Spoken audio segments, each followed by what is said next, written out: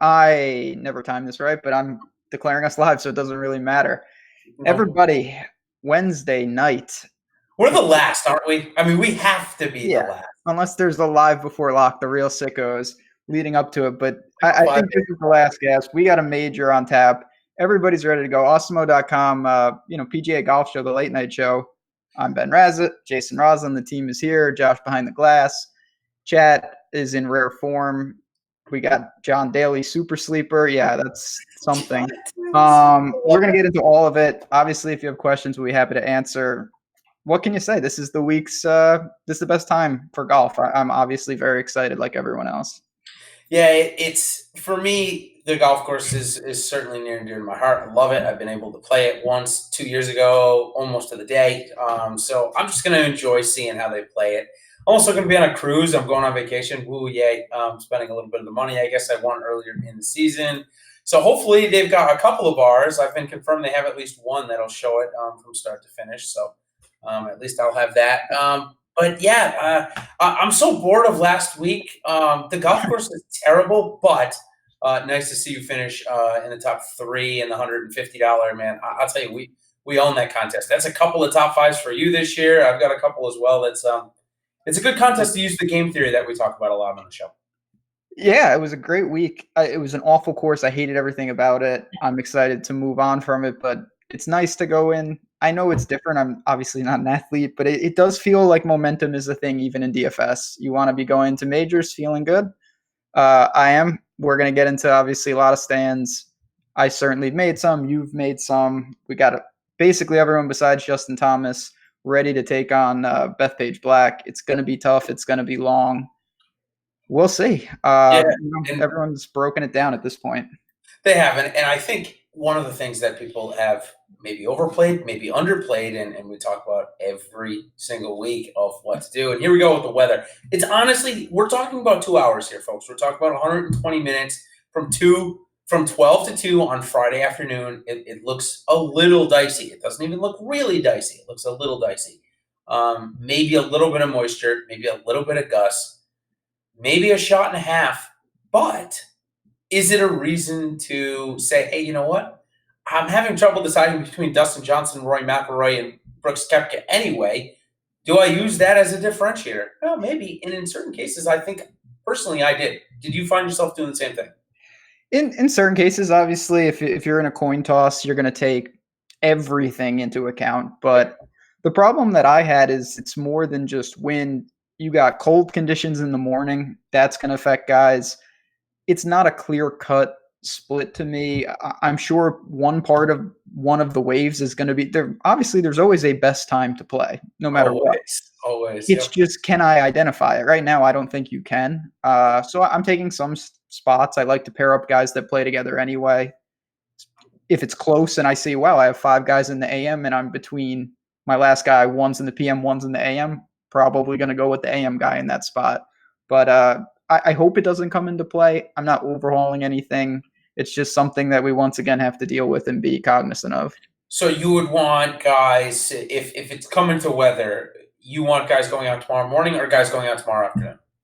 I think ideally going off tomorrow afternoon would be better. I think so. That's what it looks like.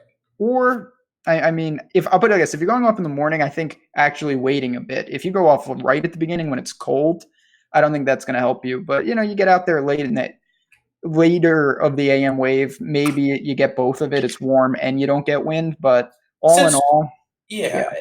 I think either way you go about it, it could end up really benefiting you, of course, to fade it and whatnot. But so I'll go from back to front tonight, just because why not? We're the live before lock show. We can do that. We're the last one in the biz. So Scott Piercy is 6,500, and like I said, I'm going to go back to front just for this one. He starts tomorrow morning at 6:56, I believe. He might even be the 6:45.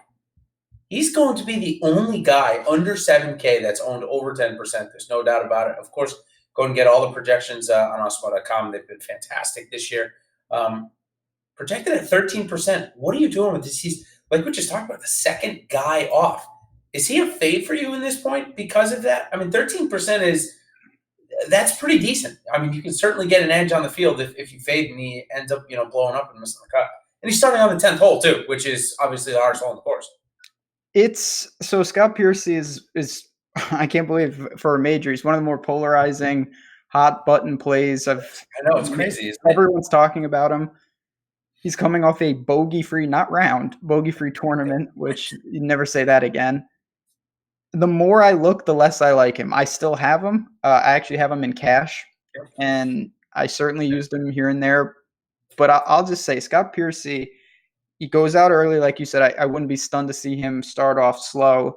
And this is a guy, yeah, he's playing fantastic right now. But before them, not playing great. And just historically, he's not the greatest golfer out there. He struggles putting. He's an incredible iron player. But I do worry about him if the driver's a little loose here and there. So at 6,500, the price is going to keep him in play. There's no doubt about that. You just don't have many options down there. But I'm a little concerned. Yeah, so you and I have been playing for a couple of years, and if you remember the 2016 U.S. Open at Oakmont up in Pittsburgh area, and it's a similar type of golf course. He popped it. He actually stayed up towards the top of the leaderboard for quite a bit of that tournament. I'll have to go back up, into the OWGR and see where he finished in that tournament. I believe it was the top 10. So I guess my point to that is if this does play more like a U.S. Open style, because obviously only a U.S. Open for major purposes has been held on this golf course at Bethpage, so we can only think that maybe it plays more to that style. Who knows? I think there was a great quote by Dustin Johnson as I was watching the live from the PGA. He said, "Listen, I don't care what major it is. It's all about." I might have lost that, but that's okay. It's all about what golf course it's on. It doesn't really matter what major it is. It's just what golf course it's on. Obviously, the Masters always stays at Augusta, but it's all if the PGA 1 year is at a course where scoring is going to be aplenty, it's going to play like a normal PGA Championship would. Obviously, if it's at a course like Bethpage, we might see 5 under as the winner. So anyway, Scott Piercy, like I said, played really good at Oakmont. It was 2016. He finished tied for second. So we've seen him do it before, I guess, and at 6,500 in great form. I'm going to have some. He's not on my main lineup. He was at the beginning of the week. Now I've come off him after I saw the tee times announcing that he's going off at 640. It made me nervous. I didn't want my week to be over, by 1 o'clock on Thursday. Honestly, it's maybe a little bit of a forward thinking, but that's my stance with Piercy. I have him in plenty of millionaire maker lineups, but he's not in my main lineup this week. I'm similar, and I think there's no right answer with the guy. You just want to be aware of what you're doing. If you love him, you're going to need to allocate a lot to get over. And if you say, you know what, I'm going to let other people chase a guy that has some blow up risk, fair enough. I'm not letting him define my week, no doubt about it. Yep. So tell me, you said you like to play guys that play together. Tell me some tee times that you like, if you have any off the top of your head. So Ricky is a guy that I'm super high on. It helps that he's paired with 2 other very good players. Justin Rose is awesome. Bubba is a guy that I was on the fence of, but him playing with Ricky, I do think was a factor for me. I paired them up in a couple spots. And then, for lesser guys, you have Griot, Berger, and Paul Casey playing together in the afternoon.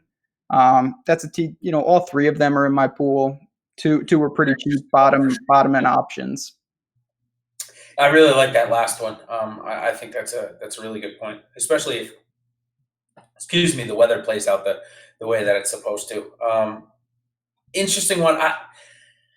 I really like Henrik Stenson. I think him coming in this week, he's been so good with his irons, right? And we know he's a pretty good long iron player. I really like David Lipsky's game. I don't know if he can come and compete. It's a big step up, right? And then you got Richard Sterney, who actually just came out and played really well in that course out in Morocco, and so did Lipsky. That I'm not going to say is a comp course to Bethpage, but certainly the difficulty of the tournament. I just thought that was kind of an under-the-ground flyer. I did put them 3 in a lineup in the Millionaire Maker all together. I kind of like to do that there. And then my afternoon tee time, I wasn't overly enthused because I like Johnny Vegas, but I don't even know who the heck Craig Hocknell is, and I know Corhonen just won a tournament very recently. So It Yeah, was those tough aren't for real people. me. It was tough for me. And then like I like Matt Kuchar. He seems pretty good, but I'm not into Cameron Smith or Kodaira. So I actually struggled to find one in the afternoon. Um, so I just actually looked at CT Pan, Kevin Na, and Ryan Armour. All three of them. I know this one, and I'll pitch it to you. And I thought it was really interesting. They all three have very similar games, right? They're all not that long off the tee, but they're all super accurate. They're all decent around the greens. So I feel like maybe they could feed off each other if they start getting into good spots and seeing good angles. Maybe one starts to follow the other. I don't know. I just think maybe if we're looking at three guys to try and get through the cut, yeah, they might give you a good chance. And obviously, you can go out and get DJ and Brooks in the same lineup if you go and stack them three. I worry, obviously, the obvious case there is the length. If they can handle the length, there's no doubt. The one benefit to guys like that is they're always short hitters. So they're used to hitting long irons. It's not going to bother them. It's like Matthew Fitzpatrick. He just does what he does. It's going to test those guys, but they keep it in the short grass.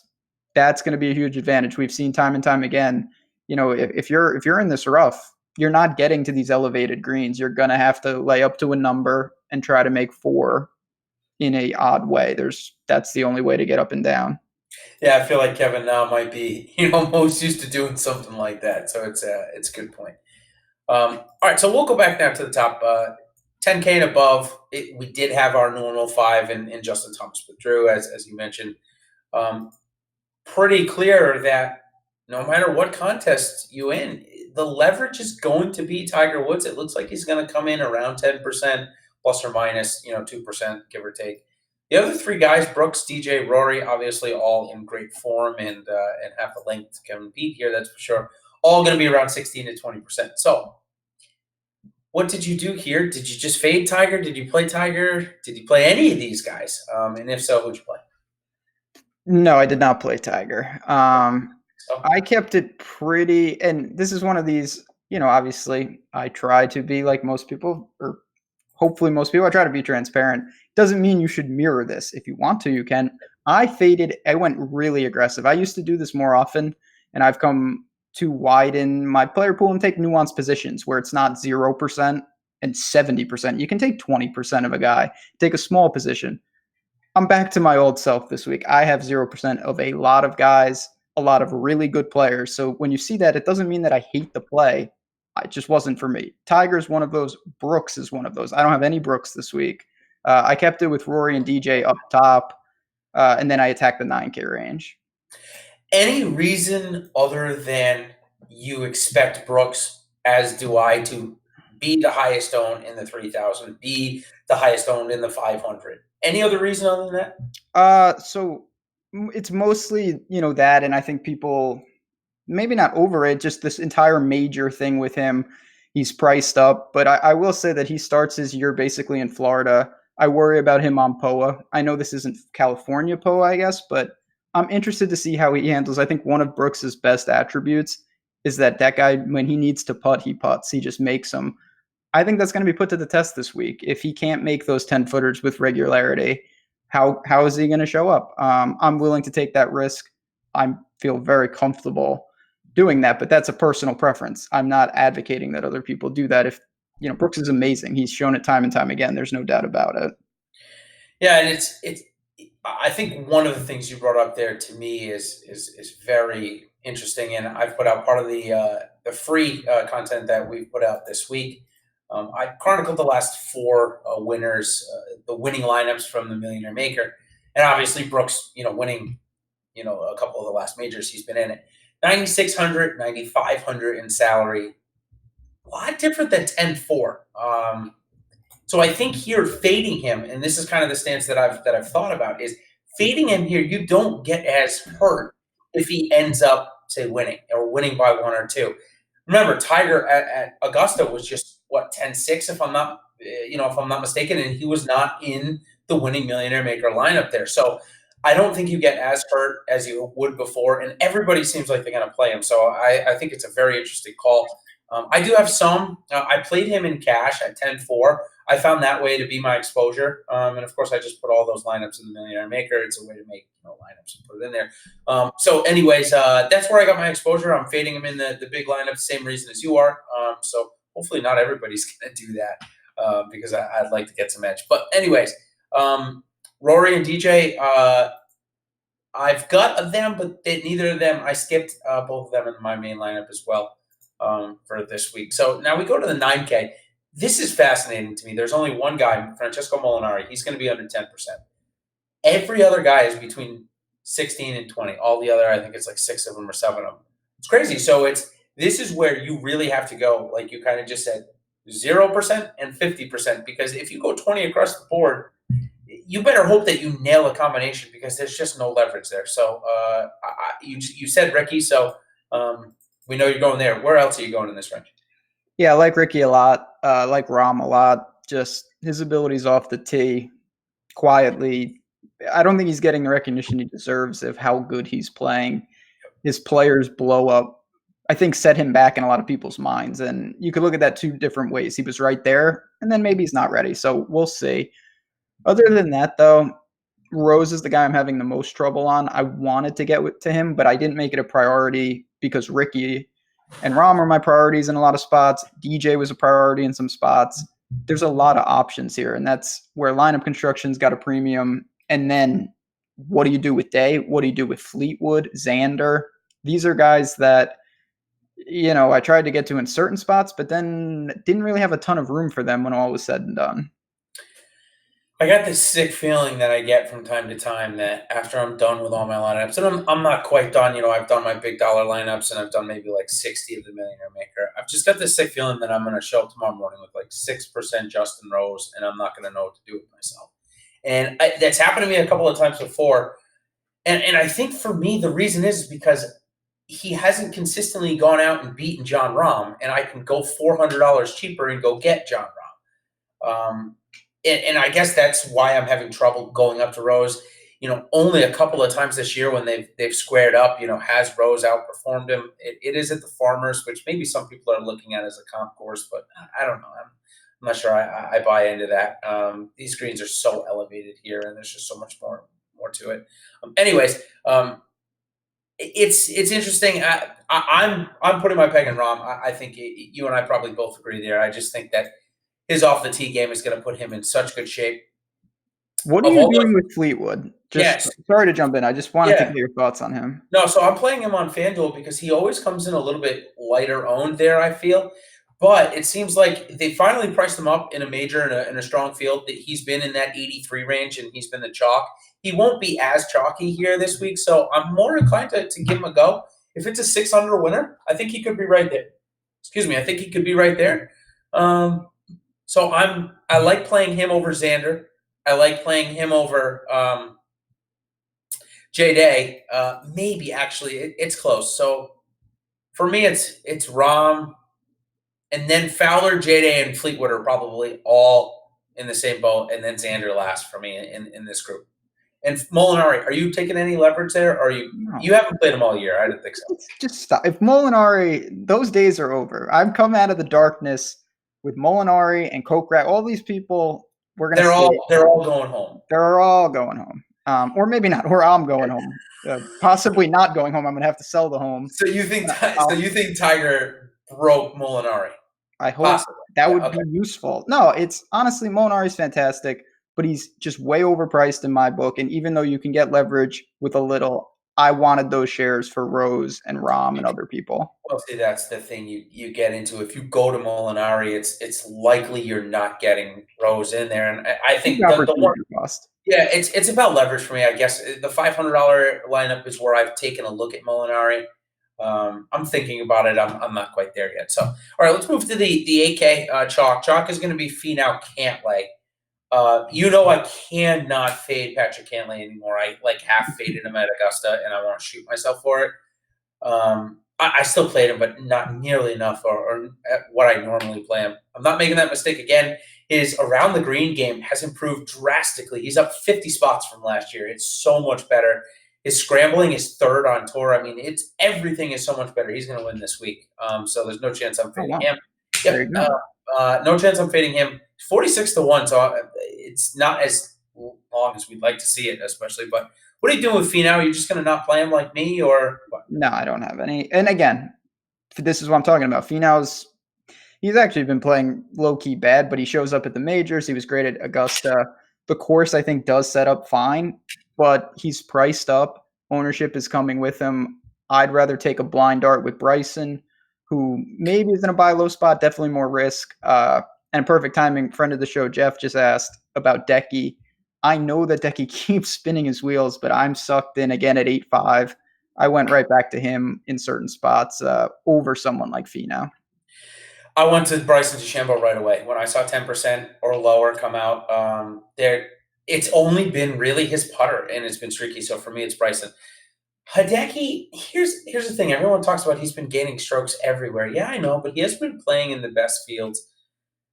I guess if it's 7 under, here's what I'm concerned about with Hideki is that we go into Saturday, we have one bad round, and we're 3 over going into Sunday.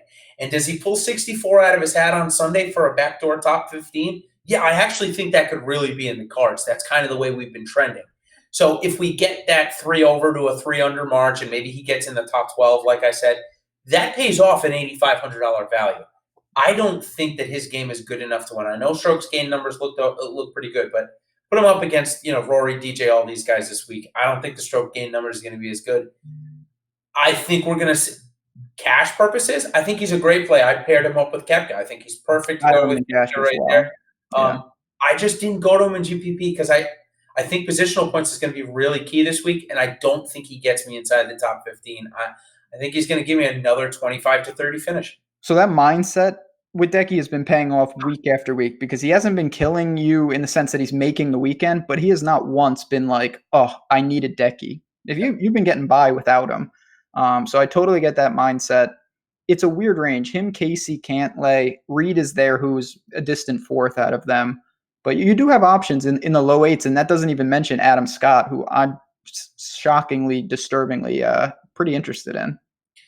Yeah, and of course, look, of course, full transparency, I'm making 150 lineups in the Millionaire Maker, and there's probably a very small chance that at least 20 of them don't have Jordan Spieth in it. If he ends up top 10ing, that's the way to win the million. Now, what's his chance of top 10ing? He hasn't had it since the British Open, so it's a major. But that's kind of where I'm standing there.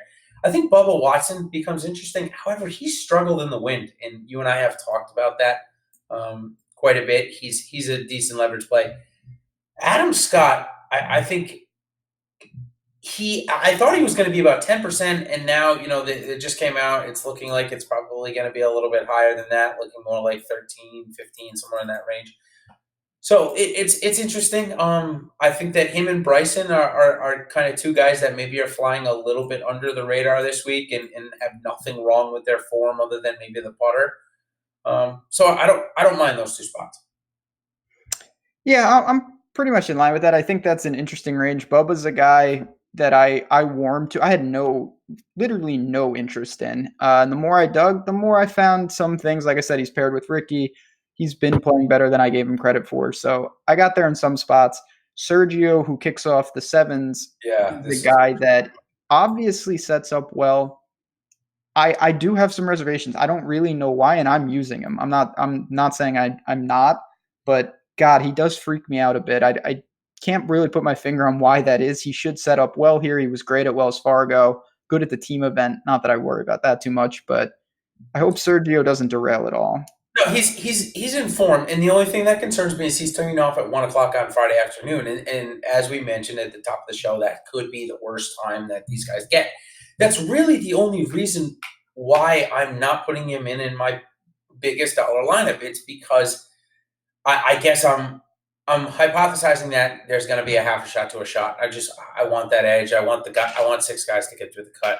It's been so long since I've had 6 guys through the cut in that top dollar. I can't find a way to get 6 of 6 in a major there. I come top 10 with 5 of 6, and it's annoying. So hopefully this week I change my fortunes. Anyways, so Sergio and Henrik Stenson are interesting to me. Why do you think Sergio has double Stenson's ownership, though? Is that, for me, that's a leverage play. I'm using Stenson in the Millionaire Maker. over Sergio for that exact reason. I think that Stenson's in just as good a form as Sergio. Maybe not quite as good, but it seems like statistically it looks pretty close. Yeah, I mean Stenson's irons are ridiculous right now. Sergio's a little stronger off the tee, which I do think is pertinent. I guess what I think maybe the masses are seeing, and maybe I'm guilty of it too. Stenson's been hovering in that range for a while now. I feel like Sergio in some of these fields was like 9K, and now he's 7-9, and everyone's like, "Whoa, Time to Sergio's go. playing well, and he got a price drop." Uh, that makes a difference, and it's just about where they play and stuff. So that, yeah, It's really interesting that Matt Kuchar and Sergio have basically flopped prices at this point. They really have. I mean, Kuchar was 7-8 for the Masters, I believe, or 7-7, and Garcia was, I think it was 8-4 or 8-3. So it's interesting now Kuchar's at 8-7. Although and we didn't get to talk about Kuchar, who's kind of in the 15% owned range. I like Matt Kuchar. I don't see any reason not to. He's a great long iron player. He hits those irons so good. He hits every fairway everywhere. He's so good around the greens. Could this be a chance Matt Kuchar could win a major? If somebody's going to come out of this 8K group and win it, who would be your top 3 picks to do so at this point? It would be Bryson, definitely number one. Then probably your boy Cantlay. Do I dare say Adam Scott third? I probably would, which is okay, which is absurd. Kuchar's a guy who I like to. I mean, we've seen this time and time again. It's great cash play. He gets it done. Does he win? Probably not. But you don't need him to win at 8,600 if he returns decent value like he's been. He shouldn't kill your lineups. And not everyone. We talk about this often on the show. You have 6 golfers. You don't need all 6 to be the guy. Some of them just do your job and let somebody else win the tournament for you. And Kuchar's great at not killing your lineups.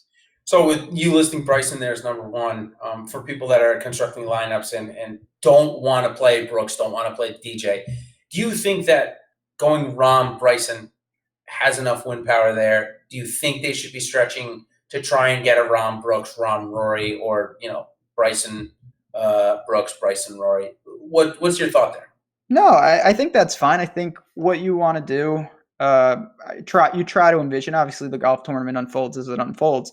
But if you don't have the 2 guys up top, you're going to be able to maybe make that up with some firepower towards the bottom. So, a lot of people who are saying going Brooks and Rahm, their last guy is holding on for dear life, and he's probably not going to get them a ton of placement points per se.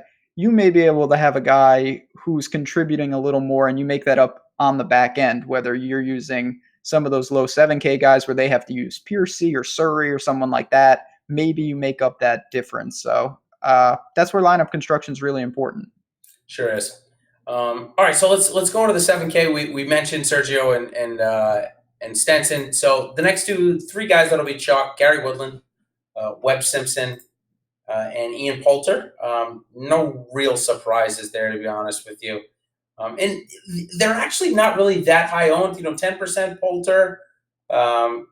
So nothing that I'm really that nervous about. Webb Simpson's coming in. Sorry about that. Webb Simpson's at 17. So Simpson's a little higher, why do you think Simpson's getting more love than Poulter when they're very similar games? And Poulter's actually outperformed him, same price. So for those 2 guys, are you playing both or are you playing one over the other here? So that's another one. And I don't have evidence to back this up, but I feel like we see Webb in a lot of these fields at like 9K. And now it's like, oh, Webb's 7,500. Poulter's kind of been at 7,500. And it's status quo. I prefer Webb of the 2. This is a pretty dead range, just the way I built. I was really aggressive up top, really aggressive towards the bottom. Didn't have a ton of mid-7s. But Webb is a guy, he truly has made strides, we all know, with his putter and with his around the green game. Off the tee is never going to be great, but it's good enough to hang on, and he lets everything else he does it differently, but he's very effective. Yeah, I'm going to take Poulter here. I've taken Poulter all week. Reason is because he's just outperformed Webb in the tournaments where they go head to head, and I agree. Webb has definitely been priced above, but I'm okay taking an under-owned Poulter at 10%. I thought he was going to be higher.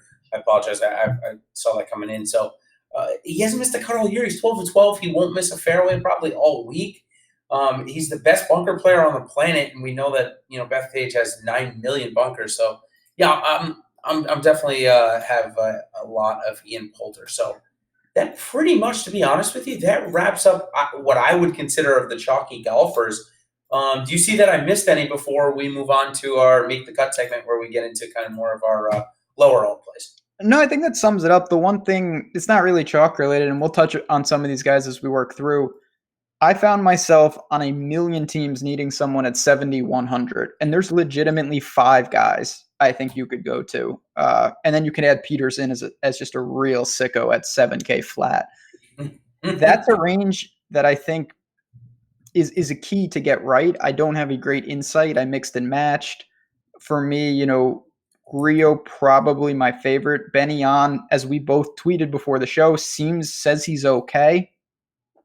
That's going to be expensive because I'll probably go back to him. But you have Vegas there. You have Wise. You got some other people. Fitzpatrick. Big range and very important.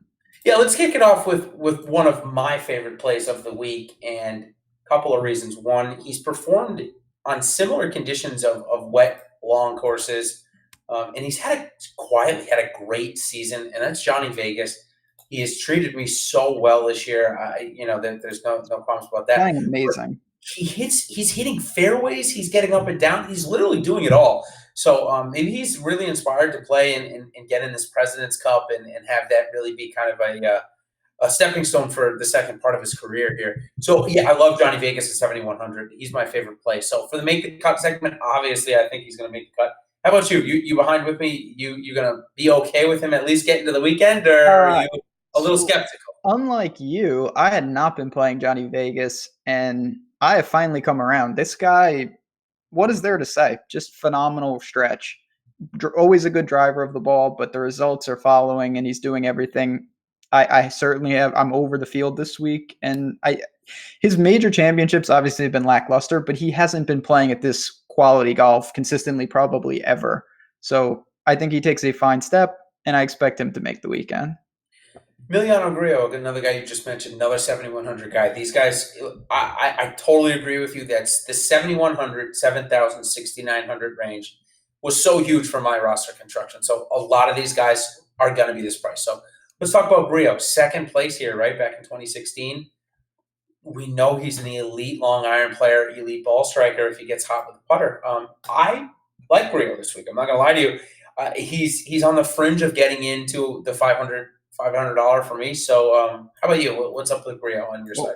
He better make the cut. If he don't make the cut, you'll see me in Slack next week. I will be disappearing. Desperately need him.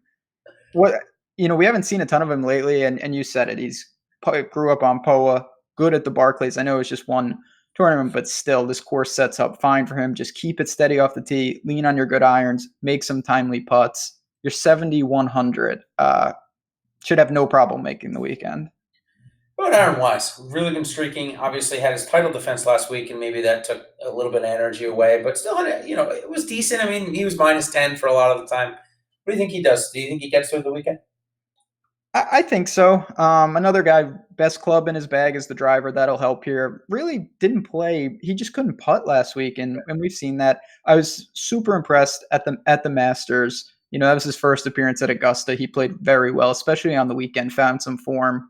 And after a slow start to the year where I don't know if it was all the muscle he added or what the deal was, he seems to have started to come into the game that I thought he would. So another guy at 7,100 I like. Yep, agreed. Let's talk about Benny on. I mean, if you guys haven't seen the tweet that we're referencing, it's just funny. You got to go look at it because it's like somebody hacked his account from the DFS Twitter golf world. And Hatchman's the guy that would do that. What do you think? Do you think he plays the weekend? I went all of my shares to Johnny Vegas, who has a similar tee to green game, who's probably better around the green, definitely a better putter. I just didn't get there. If he's really injured, I'd rather just play Johnny Vegas. Yeah, I mean, I'm always a Benny on guy, but this week in the Millie, because with the WD potential and all that, you may get some depressed ownership. I didn't allocate any major teams to him. I had priorities, whether it be Vegas or Grillo or some of these other guys. Yep. So let's move down the list then. The next two are very interesting because they're paired together, not on DraftKings, but on a head-to-head matchup that my buddy here is very Oh yeah, invested in. these two. And we're talking about one of our favorites, Dylan Fratelli, against the most. I don't even know how to describe this guy at this point. Probably one of the industry's most fraudulent top line golfers. And when I say fraudulent, I mean golfers that people maybe on widespread think is a top talent, but certainly people in this industry do not. And maybe I'm somewhere in the middle. Probably more leaning towards your side, to be honest with you, Ben. But it's Cam Champ. He literally hasn't made a cut, and I can't even tell you how long. Dylan Fratelli is in form right now and seems to be hitting fairways. So, I mean, I kind of just I teed it up for you. Yeah, but there's nothing to say. Cam Champ, if he didn't gain 9 strokes putting at Sanderson Farms, him and the Panda would be playing in the Zurich form on the web, and we wouldn't have to deal with this. But that's neither here nor there. Fratelli's playing well. He just couldn't putt last week. I used Fratelli in jams this week at 6,300. That's as aggressive as I got, but it is, and I jump around just because I put those two together. But we'll go back up to the 7K. But Fratelli at 6,300 is going to make some million maker lineups for me. So Thomas Peters, Pat Perez, 2 7K guys, both played pretty decent last week. Pat Perez played really good and played good the week before. Was on the fringe of getting in my main lineup, and then I went Vegas over him, and so he's in the second. But yeah, he's in a big lineup for me. So I hope you're going to tell me he's going to make the cut. Yeah, I think he makes the cut. I think if I have to take a pure wild man, it would be Peters. I just like him better, and we haven't seen a ton. He did show some form last week, and I like the pedigree on him. But Pat Perez coming, I mean, we still don't really know what the deal was with his Achilles. Obviously, it's not too bad because he's playing good golf. It was a calf strain, yeah. There you go. Him and Durant. Justin Harding, a guy that I follow on Twitter, Samurai, a good player, really good DraftKings player, has Harding at 40% to make the cut. And of course, Awesemo just put it on their new model as well. And give me a second to pull that up. I just found that one to be really interesting. But anyways, Justin Harding, is he in your player pool? Do you think he makes the weekend? Not in my player pool. I'm going to say he misses. Guy has been really good putting. I know it's been an impressive run overall for him, and I was stunned to see him I don't want to say contend, but he was very good at Augusta. So he's proven me wrong before, but I just look, the irons need to get better, or he's been consistently losing with the irons and masking it. Now, that's impressive on 1A, but I do think sooner rather than later we're going to see some regression. That's going to catch up. 55% on the Awesemo model, so maybe a little bit higher, but certainly, when you got Pat Perez, Thomas Peters, both of those guys are up above 60%. So the next guy who has treated me just as well as Johnny Vegas, but is not quite as long as Johnny Vegas, probably as good around the greens. Second last week at the British Masters, and I'm talking about Eddie Pepperell. He's a big game hunter as well. What are you doing with him this week? And does he make the weekend? I think he makes the weekend. He's a guy I have no problem with, sub 7K. I prefer Daniel Berger, who I know you're not the biggest fan of. I do think Berger's trending a little upward. Pepperell is more of, if you're trying to win $1 million, that's the type of guy I would throw in a Millie lineup, because we saw it the Players. We saw it the British. He can just get hot and come out of nowhere. But in terms of like a cash setting or a smaller field, not for me. Fair enough. I think that's probably a good bit. For the $500, I believe he's in my lineup, but I played a brand. That's big enough, though. You're talking still, you got to be 2,000 entries, right? Yeah, a couple thousand people. I'm saying, double ups, 20 mans. Yeah, I think it's a little much. Agreed. Totally agreed there. I love him as a player. So certainly. Next two guys, they're priced much higher on DraftKings than they are on FanDuel, but I think they're very interesting. Both Euro Tour players. Just got asked about one of them in the Slack chat. Ross Fisher and Jorge Campillo. I found myself for the $500 on FanDuel, I found no reason not to play Jorge Campillo. He's coming off a win in like a second place. He's playing really good. And he's 7,100. So legitimately, all he's got to do is get to the weekend for me. And I think he's got a decent chance to do that. Ross Fisher hasn't been playing as good, but actually has played at Bethpage before in a major. Also hit a ton of greens that week. That was back in 2009. What are you doing with those two guys? Both basically the min price on FanDuel, much more expensive on DK. But are you playing them on either site or both sites or neither? So they're not going to make it on DraftKings for me. It's just I had other guys or I didn't need to go there. But on FanDuel, and we talk about this on the show, the importance, and Yahoo, I'm sure they're the min. A lot of guys are the min over there, though. You want to shop your lines because on FanDuel, the margin literally is can they make the cut? And Campillo is playing phenomenal golf. Ross Fisher's a guy, he has some experience in, WGCs and majors. He was 15th at the British Masters. Maybe that's a catalyst. So over there, you take one of them and you're going to be able to really load up, DJ Rory and maybe another one. That's a really nice starting point, obviously. Yeah, I did it. I got either A, I got sucked in, or B, it will be a very viable strategy. He just played at a difficult golf course out in Morocco.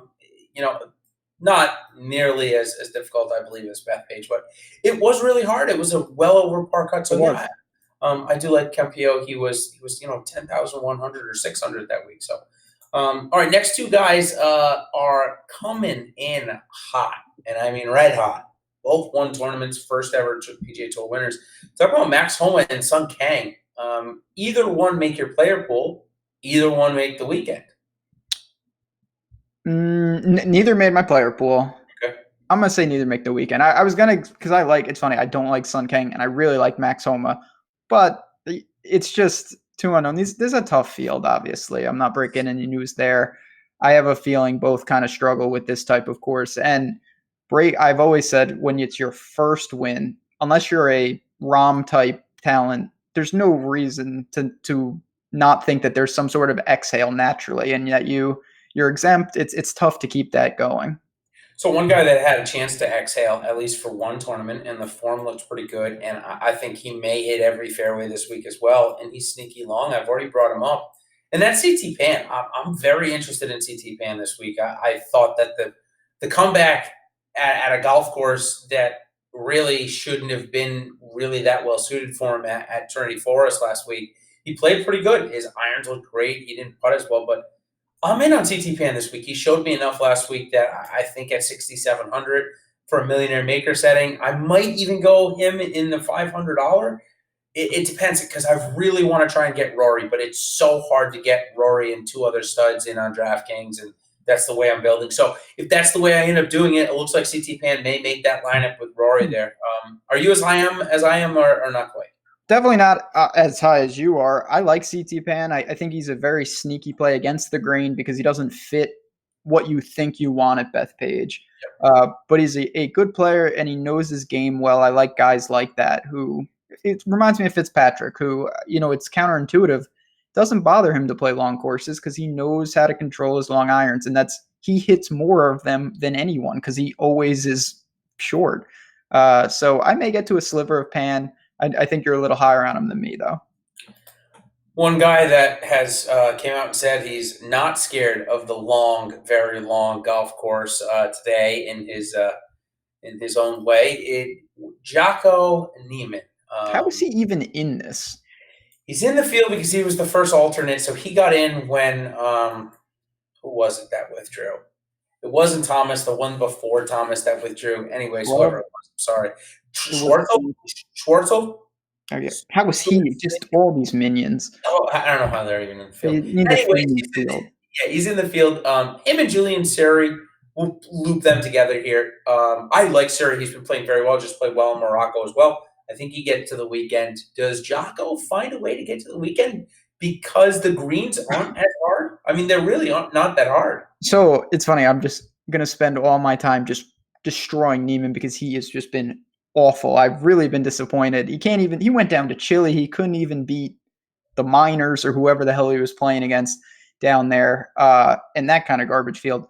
But I think that Niemann might play okay. He's a very good driver of the ball. If he can avoid scrambling, and I know that's a huge if, I have a couple shares, and that's in a milli type tournament, and that's it. If he hits 78% of his greens, he could get crazy hot. That's the one thing. Now, his putting has been atrocious. really his whole game has been atrocious. So him and Poston, if you told me you wanted to take a flyer on one, I'd say there are worse egregious things to do out there. So two guys and we're coming towards the end of this segment, and then we can talk about some FanDuel values and probably then go make some lineups. Two guys that are really good friends and finally playing together on the tour. Kurt Kitayama just got the bump up from the Challenge Tour, and he's best friends, lives with David Lipsky. I mean, these guys have been playing golf for forever together. And their results have kind of shown. Kitayama had a great start to the season. David Lipsky has played great over on the European Tour. Both under 6,500. Both made Millionaire Maker lineups for myself. Have you thought about them at all? And do I need to do a little bit more to talk you into them, or what's your thought? So yeah, those are they're two of the handful of they're American transplants on the Euro Tour going the Brooks route. Good golfers. I don't think I can get to them outside of Millie. For majors, I really separate two different tournaments. I have guys I'm playing in the Millie, and then guys I'm playing in like real trying to win money. Trying to actually win money, not trying to hit a lottery ticket. Exactly. So I totally get it there because I think there's something to being in the hunt, and I like guys who play in Europe because it's weaker fields. And someone like Kitayama, he's been winning. He's been in on Sunday. He's got that pressure. If he hits lightning in a bottle, that'll serve him well on the weekend here. Big if, but I'd rather have that than a guy who hasn't been in a final pairing in 2 years. That's a tough ask.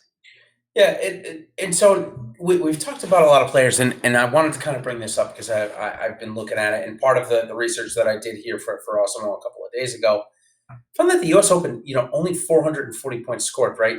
So if let's say it plays similar to that, maybe 500 points is the winning Millie Maker lineup. If you get one of these guys, Kitayama, Piercy, Lipsky, any of these guys, Pan, for example, get them through the cut. Let's say they put up 45 points. That legitimately could be on the winning Millie Maker lineup, and I think that's important, and I think that's a way to look at it. Paul Casey was 44.5 points for the U.S. Open last year, and he was on the winning Millie Maker lineup. So that just goes to show you, at a tournament that does not yield a lot of birdies, they took away the most birdied hole and made it a par 4. It'll be the least birdied hole now. Yeah, it's going to be brutal. So just kind of my kind of closing thoughts on that regard. Just trying to get guys to the cut, and it will really help you. You're live. If you get 6 of 6 through this week, you're live. There's no doubt about it. And if you have 5 of 6 and they're all in the top 10, you're probably live as well. And everything other than the Millie, you probably are live. So let's touch FanDuel Yahoo. Any opening thoughts there that you want to give quickly? I mean, the generic thoughts is if you haven't watched our show, we do try to talk about this because there's a huge difference, especially on Yahoo, which is trying to grow that product. You are going to get guys that are in the, the low sevens, high sixes at the flat min. So they're priced with the PGA professional guys, whether that's someone like Thomas Peters, Daniel Berger, Kyle Stanley. These are guys, and, even them on FanDuel, they're in the mid eights. These are guys that I love as anchors, last man in. You mentioned on FanDuel, some of the European talent is the flat min, basically. You want to be cognizant of that because all it takes is one of them and it opens up the rest of your lineups. Sure does. So, okay, let's scour the chats. Anybody else have any questions that we didn't cover? I mean, in that 58 minutes, 56 minutes. I mean, we covered we did some good work. I got a couple here from chat just that I've been keeping an eye on. We had someone asking, this is a pretty interesting question. Would a Tiger Brooks stack be contrarian to the rest of the field? Well, I mean, I think any Tiger stack with another stud will be because he's going to be 10% owned himself, and that's a ton of salary going there, right? So that's the thing. No one's going to do that because it's ridiculously hard to do that. I can't tell you how little interest I have in doing that, but hey, if you have a line on that, you're going to be very unique. So contrarian, no doubt about it. Interesting question, actually. I kind of like that. Yeah.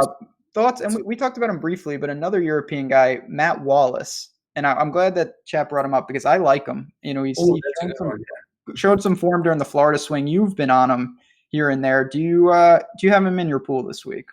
Yeah, he flashed for him at the Betfair last week. It seemed like he was having maybe a little strife with his caddy over a decision that they did, and it ultimately obviously led to him not winning a tournament. I don't know if that decision did, But 6,700 at a course where, if he does get hot with a putter and sink some 30-foot birdies, he could get through the weekend.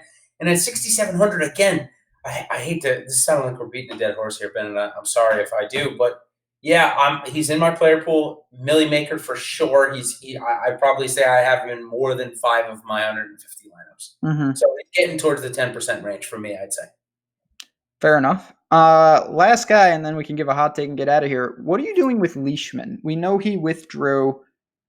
Obviously, I don't know. It seems like it's some sort of back issue. He says he's going to play. I would be interested. There is some inherent risk, but then the ownership, you're going to get a discount because people are scared. This is a perfect millionaire maker spot, 3% owned, and just deal with the 3 or 4 lineups you put him in, or one that you do. He's one where if you're going out to try and win a smaller contest, he shouldn't be in your lineup. It's just not worth the risk. However, it's going to take somebody like Mark Leishman, Jordan Spieth, that type that nobody wants to play right now, to win the Millie this weekend. It happens every single time. You look at the Masters, the Masters winning lineup, and it was nobody wanted to play for some reason. Patrick Cantlay, 10% owned. Webb Simpson, nobody wanted to play him at 7% owned. So it's going to take something like that.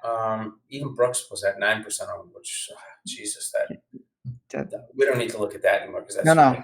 Yeah, if I can't beat my Masters showing of Justin Rose and the gang, I give up. But last guy. Yeah, hot takes. Yeah, or final last guy. Yeah, final last guy, friend of the show too. Even though he's a Blues fan, I found out. Ryan Kingston asks, I can't believe I didn't bring up my man Alexander Bjork. Oh yeah, Bjork. Yep. 6,500. He's an incredible iron player. I worry about him off the tee here. That's my main concern. Is can he hang in? He has to. If he can get some wedges in his hand in certain spots, I think he could make the weekend. But there's a big step up in terms of course, that demanding off the tee. Honestly, between FanDuel's $15 and DraftKings Millie Maker $20, I got all of the Euro guys in. Van Rooyen included. Yeah, EVR. Yeah, sure. Just because I believe that you're going to get one of these second-tier Euro guys to go up and have a good performance, and they'll be 1 or 2% owned. So most of them in the play pool. All right, my hot take, Patrick Cantlay, I really think he's got a chance to take that step up this week and solidify the top 5. We've gotten him in the winning Millie Maker lineups. He's had some good finishes. I think he was there Sunday at the Masters, right, on hole 17. But I'm going to say that he goes into the clubhouse, whether he's posting a score or he's the last guy in, with the lead on Sunday. So whether he's does it on 18 or whatnot, I believe Patrick Cantlay will have the lead while he's sitting on his bum on Sunday. I like it. I'm gonna stick. This is just going to be very generic. I've said it. I picked him to win. I think Ricky wins. I really do.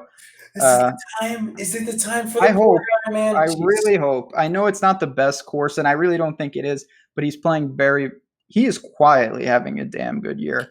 Gaining strokes everywhere, world class around the greens. I think that he certainly gets himself into contention. The Masters, he never really threatened. If he can avoid, that's the thing about golf. You obviously got to play well. I do think if he plays his A game, there are several guys in this field, if they play their A game, will beat him. Rory, DJ, those types. But if they don't, I think there's a real opening for Ricky to finally break through. It would be awesome. I would love God, to I see hope he it does. As a fan. Just so do it, Ricky. I know, right? The next time you'll see us will be on the Friday show, the betting show. So I guess I'll do a little lead in. I got this email here that's got some great Tiger Woods ones. So I'm going to ask you before we go and lead into our show here, of these 2 bets, I'll do 3. Of the 3, which one would you pick if you had to? Ready? Tiger Woods to shoot under par in every round of the 3 remaining majors, 80-1. No. Tiger Woods to win at least 2 majors this year, plus 150. No, whatever barring the third one is I don't have to kill my own family, it's going to be that one. Right? Yes, I'm doing this purposely then. Tiger Woods to get a hole-in-one at any major this year. 100% I would rather have that. I don't care. The first 2 are not happening. Just no. Plus 150. Isn't that crazy to win another major this year? The fact that he won 1 is crazy. anyways, Yeah. I'm a Tiger fan, so I don't want to make. I love Tiger. This is why the best thing for all sports books is that Tiger won the Masters. They're going to get it back tenfold with these Yeah. stupid bets. I was making fun on Twitter that I was going to open a betting parlor next to Dunkin' Donuts to take these bets in the next couple of years because, again, I love Tiger. I love what he's doing for the sport. But yeah, anyone who wants to do that, slide into the DMs. I'll be booking those. Put him on a Millie Maker team. Honestly, you're better off putting him on a Millie Maker team, and if he wins, there you go. But yeah, on that note, we got a ton of stuff behind the paywall. We do appreciate Chad. You're always great. If you can hit the like button while you get on out of here, and we will be back Friday, which is the betting show. We're gonna have a lot of stuff, talk about some of those live odds because this tournament you're going to be able to take good positions once we see the course a bit.